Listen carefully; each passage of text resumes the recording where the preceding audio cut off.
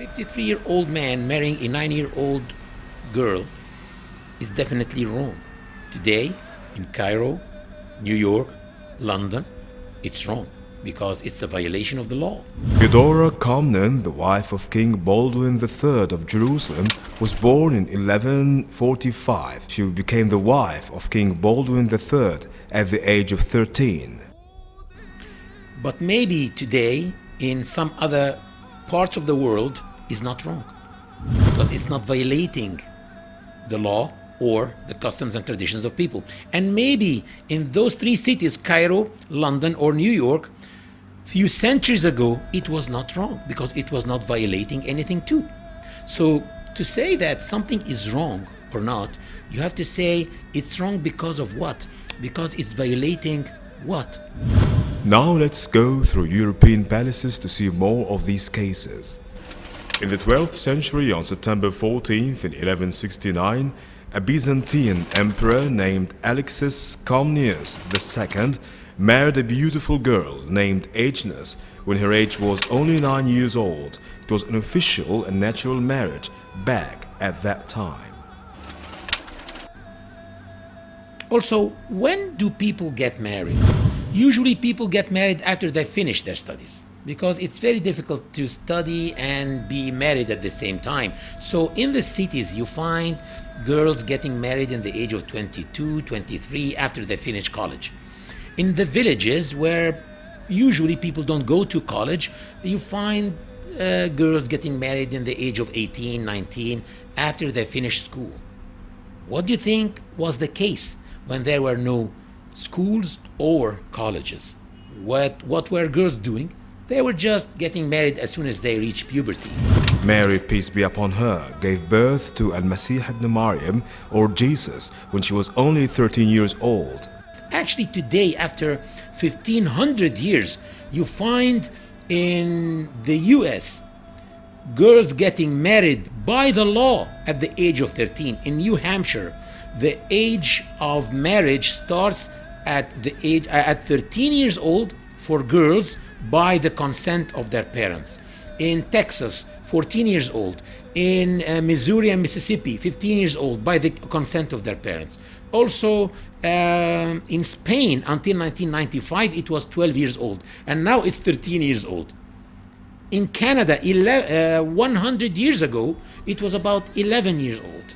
So it's unfair to judge people according to today's laws and customs. You have to judge people whether they were doing something wrong or not according to their own laws and their own customs.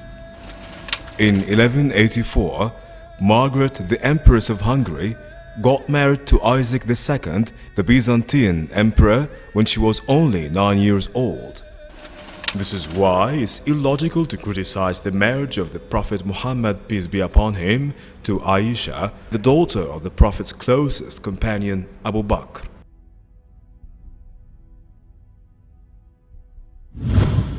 One may ask himself, did Prophet Muhammad, peace be upon him, had any enemies? You will find that the hypocrites in the Muslim community were enemies. The pagans were his enemies, and the Jews of Arabia were his enemies. And you will find that they tried by all means to tarnish his image, and they called him all the possible bad names that they can. But they did not say that he was a child molester. Why? Did they forget? That would have been an excellent way to damage this man and this new religion, but they never used it because simply it was the norm to get married to girls at that age at that time. And for those who say that she was a molested child, molested by Prophet Muhammad, peace be upon him, I ask them, do molested children love their molesters? And if you want to read the perfect love story, Shakespeare, We all know this famous British outstanding playwright and his famous play Romeo and Juliet, with which the age of Juliet, the heroine of this play, was not more than 13 years old. I recommend that you don't read Romeo and Juliet, because actually Romeo committed suicide at the end of the story. Read Muhammad and Aisha. In the very words of Aisha herself, explaining how beautiful this relationship was between her and Prophet Muhammad, peace be upon him. Lady Aisha explains that he used to race with her, and she says that when he used to drink from her glass, he used to make sure that she sees him putting his lips in the same place where she was putting her lips and to drink from the glass. Lady Aisha says that when she used to say, "Oh my God, I have a headache," he used to say, "It's me who can sense your headache in my head."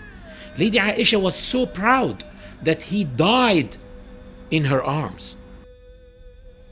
على رهبته المتبسم اقرأ نبي الله اقرأ وابتهل وبذكر ربك يا نبي ترنم